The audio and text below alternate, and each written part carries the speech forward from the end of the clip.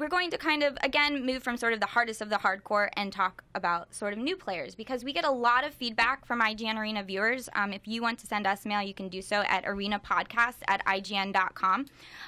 But we hear a lot from newcomers who are learning about MOBAs, who are just getting into it, who want to learn more about it, how to play, how they should play, that type of thing. And we really love hearing your feedback like that, because it lets us know that you guys are listening and starting to get into this sort of phenomenon that's happening. So that's really exciting. Which makes me happy. More people that play MOBAs are just totally agree. Always a good thing. Totally. So that's exactly what we're going to talk about right now, is learning new heroes and sort of helping your friends get into this genre. So Mitch, why don't you take this topic away, because you and Brian have a longer feature coming out about this weekend. Yeah, we have another edition of our long-form letter series feature, Courier's Corner, with amazing art by Katie Casarda. But Brian and I talked about learning new heroes, and basically when I started playing, I stuck to one or two heroes. Leah taught me to play with Lich, and then taught me to play with Sven, and I kind of stuck with them for a really long time, mixing it up with like one or two characters who were sort of similar or safe picks, and not really branching out.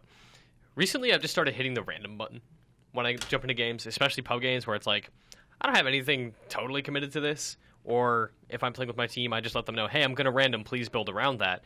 And I'll hit the random button, and you get that extra gold when you random a hero. And you get... League doesn't have that feature. Really? I don't... unless I'm ignorant to it, they do not have a random, anything. So. Maybe that's because they rotate heroes out so much. Yeah, it could be. Whereas Dota has instant it's just everybody is there, So you hit random and it just picks somebody, and you get like a little bit of extra gold when you a few hundred. Go to the game. It's it's like 200 or 300. Yeah, it's nice. Yeah. It's basically like an extra item, which is awesome. You mean in-game you start off with the extra gold? Yeah. Mm-hmm. Oh, wow, that's a huge benefit. Yeah. I didn't know that. Sorry, I'm pretty ignorant to Dota, so maybe I should put more time into it. That works perfectly with what we're talking about. Exactly. Yeah. All right. I mean, so when you jump into Dota, like that's a thing you don't know. You jump in, you don't really know like what hero to play. So if you random, I mean, as somebody who's new, you're going to play whoever anyway, right? So you might as well random try to get that extra gold. And that's been the only way I've learned to play new heroes, is basically force feeding it to myself. Because otherwise I'm just going to stay safe and pick the safe characters. Because it's kind of overwhelming to have 100 choices and not know where to go. And people could say like, oh, we need this. Can you play this character? And it's a little... I don't know, it's hard and scary to play a new character when you have an important role to play.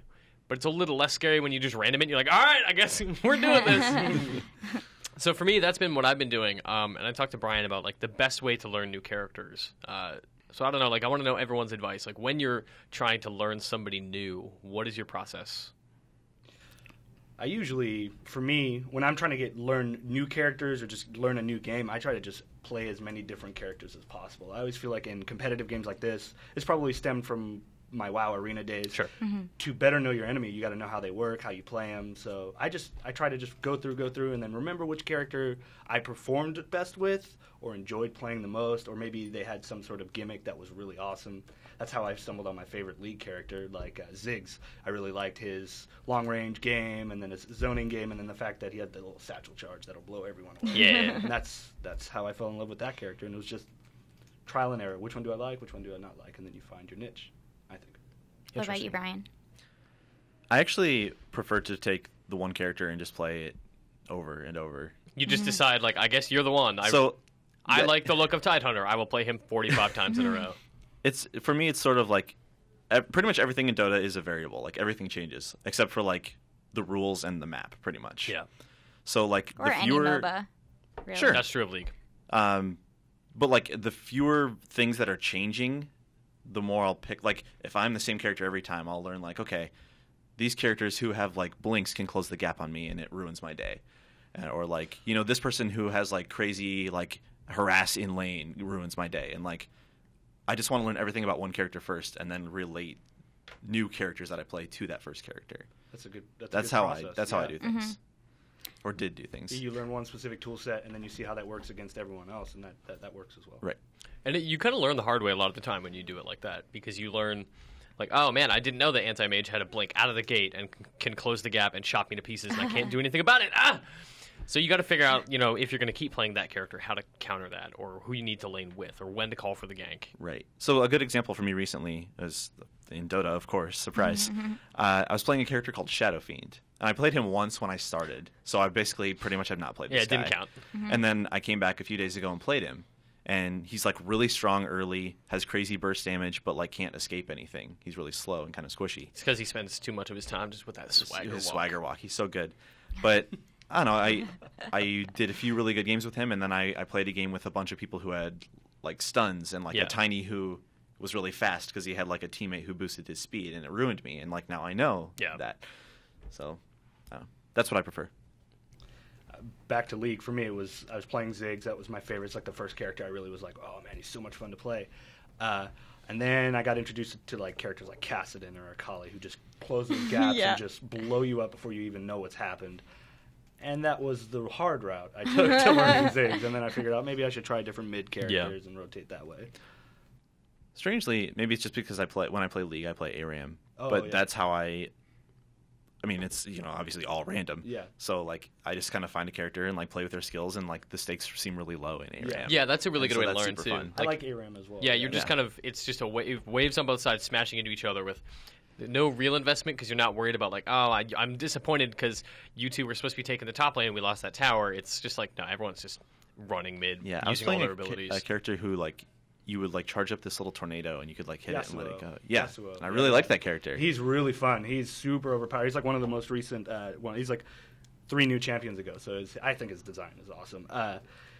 ARAM I really like because it feels like team fight training. You're just like, okay, cool. That's all you worry about. Stick to the really tower good point. Or dive. Yeah, and I think it's fantastic because you won't often get those people like, oh, all I play is Riven. I'm gonna just take Riven and just wreck you guys because you guys are playing characters you don't know. So I'm a big fan of ARAM. Very interesting. What about you, Leah? For me, I know that we've talked about this kind of should you play multiple heroes or not, or play the same hero in the past. I think another way to look at it is what type of role you want to play on the team rather than this character looks cool, I'm going to try him, or rather than doing the random button all the time. I feel like you have to kind of consider what type of player you are. Do you normally like to play supports? Do you like to play as tanks? Do you like to play as damage dealers? And then you can kind of narrow it down to the characters who are good at the roles that you want to do. And then you can decide if you want to mass games or if you want to random games as those types of characters.